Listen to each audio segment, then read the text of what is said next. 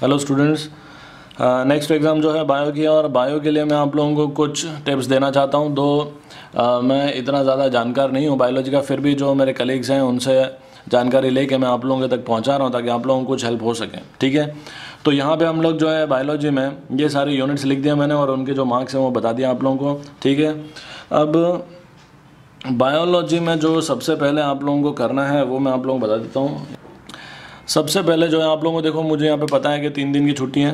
ठीक है, मतलब 12 के बाद 13, 14, 15 को तो एग्ज़ाम ही है। ठीक है, तो 2 दिन की छुट्टी है, तो 2 दिन मैंने यहाँ पे आप लोगों को जो है बता दिया मोटा मोटा क्या करना है। ठीक है, फिर रिवीजन करके निकल जाना, ये थोड़ा ज़्यादा हो गया। अब डे 1 जो है सबसे पहले, जैसे आप लोग आज एग्ज़ाम दे के आते हो केमिस्ट्री का, तो सबसे पहले आप लोग रिप्रोडक्शन पढ़ लेना। ठीक है, जो फ्लावरिंग का है, इंसानों का है, ये सब रिप्रोडक्शन जो है आप लोग फर्स्ट डे कर लेना। सेकेंड डे जो है वो आप लोग जेनेटिक्स एंड एवोल्यूशन इंपॉर्टेंट है, ये तुम्हारा 18 मार्क का है, 10 मार्क का तो 28 मार्क के हो गए। ये 14 और 14 जो है टोटल 28 मार्क के हो गए। तो इस प्रकार से मैंने डिवाइड किया है डे 2 और डे 3। ठीक है, और फिर तुम लोग रिवीजन करके एग्ज़ाम देने निकल जाना। ये तुम्हारा जो है, ये तुम्हारे 12 तारीख, ये 13 तारीख, 14 तारीख और ये 15 तारीख। 15 को तो एग्ज़ाम है, तो सुबह ही रिवीजन करके एग्ज़ाम दे देना। ठीक है, तो इस प्रकार से जो है ये आप लोगों को काम करना है और जितना जल्दी हो सके उतना जल्दी कर लेना ताकि जो है रिवीजन के लिए आप लोगों को ज़्यादा टाइम मिले। ठीक है, अब मैं आप लोगों को हर चैप्टर में कौन से टॉपिक्स इंपॉर्टेंट है वो बता रहा हूँ। और यहाँ पे मैंने आप लोगों को जो है, अच्छा पहले आप लोगों को कुछ टिप्स दे देता हूँ बच्चों। तो टिप्स में बायो में ध्यान में रखना है कि सबसे पहले एनसीईआरटी को ढंग से करना है।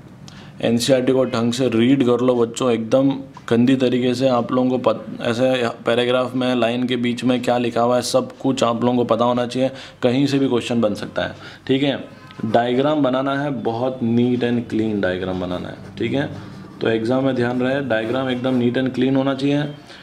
बच्चे लोग डायग्राम तो बना देते हैं, लेबलिंग नहीं कर पाते हैं, तो लेबलिंग पे भी ढंग से फोकस रहना चाहिए। साथ में ध्यान रखना है कि कोई 3 मार्क का या 5 मार्क का क्वेश्चन आता है तो उसमें डायग्राम और उसका लेबलिंग 100% कुछ भी हो जाए, 3 मार्क 5 मार्क में डायग्राम तो चाहिए ही चाहिए।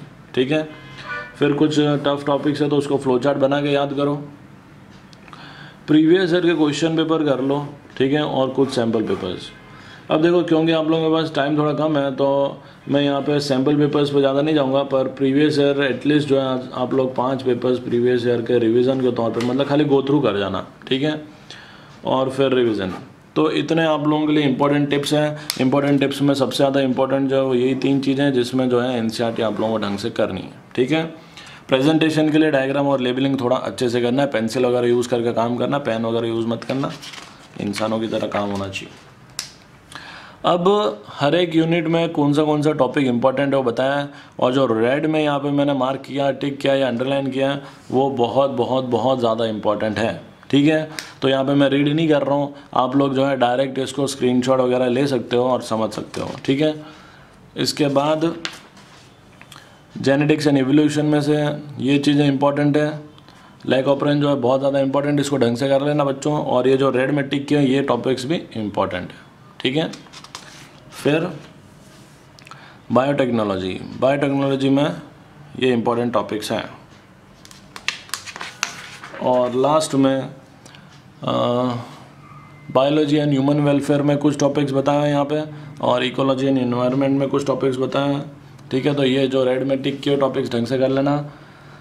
तो बच्चों मेरे ख्याल से आप लोगों को ये मतलब चीज़ें जो इंपॉर्टेंट बताई हुई आप लोगों को कुछ काम आनी चाहिए। ठीक है, और इसको ढंग से कर लेना। All the best for biology. Thank you.